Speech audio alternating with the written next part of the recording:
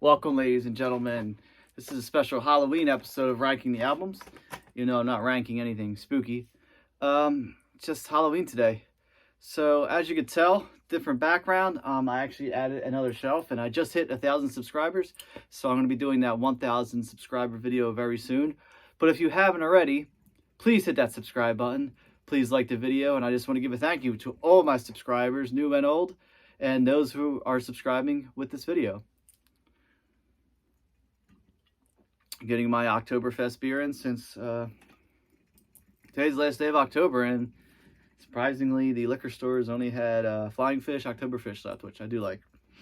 Anyway, we're getting to the video. Today we're going to be ranking the studio discography of The Cars. The Cars, one of my favorite bands of all time. I feel like it's a band that has their own sound. It's hard to classify. You can classify them as new wave, hard rock, just straight rock and roll. They have kind of a punk vibe to them. Now they're considered classic rock. Although I don't really consider them classic rock, even though their debut album came out in 1978. But they are considered that. So we're going to get right into it. And coming in at number 7 is the last studio album The Cars would release. This is Move Like This. Okay, released in 2011. Unfortunately, it does not feature Benjamin Orr, who was a big part of the band. Benjamin sadly passed away from pancreatic cancer in the year 2000, and this would come, 11 years after his death. I like that it has that Cars sound, has that signature sound. It doesn't sound like an album that came out in this millennium in 2011. Definitely sounds like this could have fit in the 80s. It harkens back more to, I believe, the late 70s, early 80s era of Cars. Really good stuff, but it definitely is missing Benjamin Orr's vocals. And,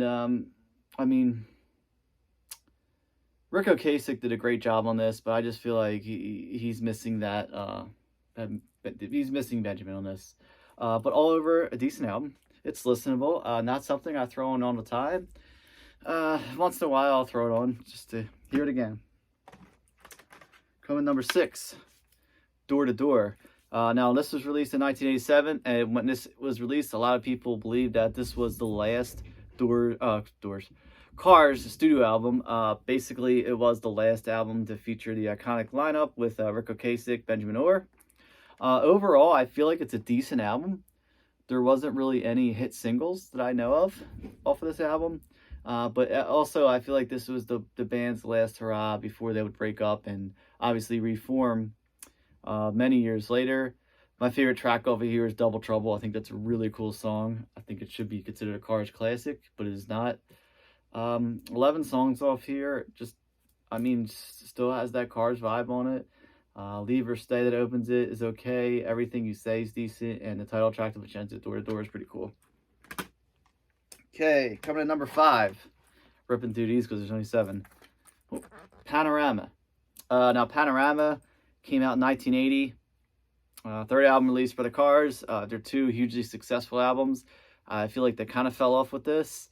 They definitely didn't have a sophomore slump, but they had a third album slump. Nothing really that memorable in here. Touch and Go is cool. Don't Tell Me No, Down Boys, the title track Panorama, which opens it. It's basically just a Cars album. Nothing really stands out on this. The production's decent, produced by Roy Thomas Baker.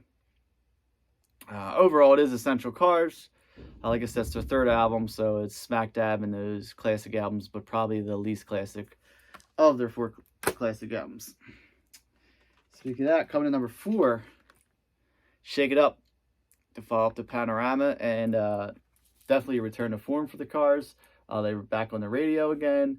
Huge hit singles with Since You're Gone, and the title track Shake It Up, which is a huge song for the Cars. Victim of Love is cool. Think It Over is decent. Cruiser. Just it's got that, Cars cover girl back on there, which they needed. And definitely a return to form, and the Cars needed to do this album. I feel like after Panorama wasn't that well received as the first 2 albums, they had to get back to their their original formula and hit it with Shake It Up. Decent album.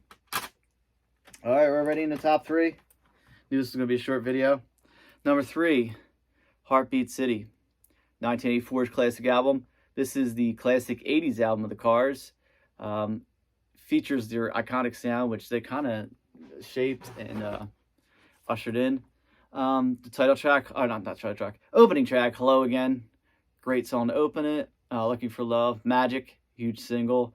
Drive, really awesome ballad from the Cars. And You Might Think, the other great single off of here. I mean, Heartbeat City that ends it. And of course, great production by Mutt Lange, who would obviously produce, you know, Def Leppard stuff, AC/DC, Back in Black, AC Highway to Hell. Great producer. You know, just Rick Ocasek himself is a great producer. So the combination of Rick Ocasek, Benjamin Orr, and Mutt Lange put out this amazing album. And sadly, that was the last huge album of the Cars' career. All right, now we're down to the final 2. Coming number 2, the sophomore album, Candy O. Iconic artwork there. The girl in that, I don't know what you would call that, like a sheer pantyhose lingerie kind of outfit. And the high heels laying on a an illustrated car. Great album. Let's Go. Feels like it's a leftover track from the debut album. Since I Held You, It's All I Can Do, another big hit. Double Life, Shooby Doo, the title track Candy O, which would open the second side of this, is great. Night Spot, You Can't Hold On Too Long, Lust for Kicks, Got Out of My Head, and of course, the great track which ends it, Dangerous Type, one of my all-time favorite Cars songs. Such a cool song and such a great album. Released in 1979. I mean, after that debut album coming out to this, the Cars are definitely a force to be reckoned with. And at no surprise, number 1, the debut album, the Cars. In my opinion, this may be the greatest debut album of all time of any band, and I'll stick by that. I put this up against like Boston's first album as basically it's just a debut album which reads like a greatest hits. I mean, just let me go through this. This is just a classic rock radio here. Good Times Roll, My Best Friend's Girl, Just What I Needed, I'm in Touch with Your World, Don't You Stop, You're All I've Got Tonight, Bye Bye Love, Moving in Stereo, all mixed up. I mean, every song you've heard on the radio before, I've heard on the radio before. Just an amazing album.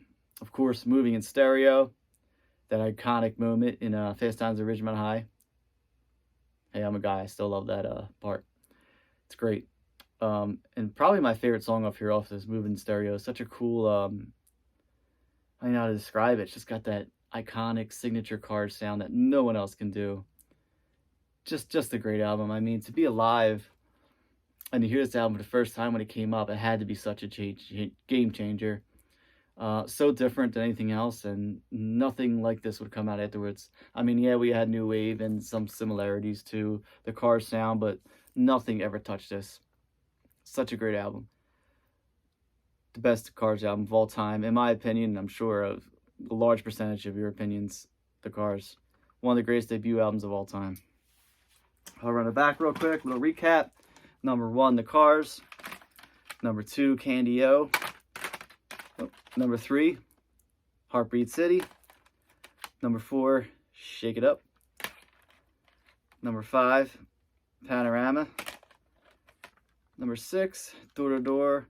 And number 7, the final album, Move Like This. And, you know, unfortunately, Rick Ocasek is no longer with us.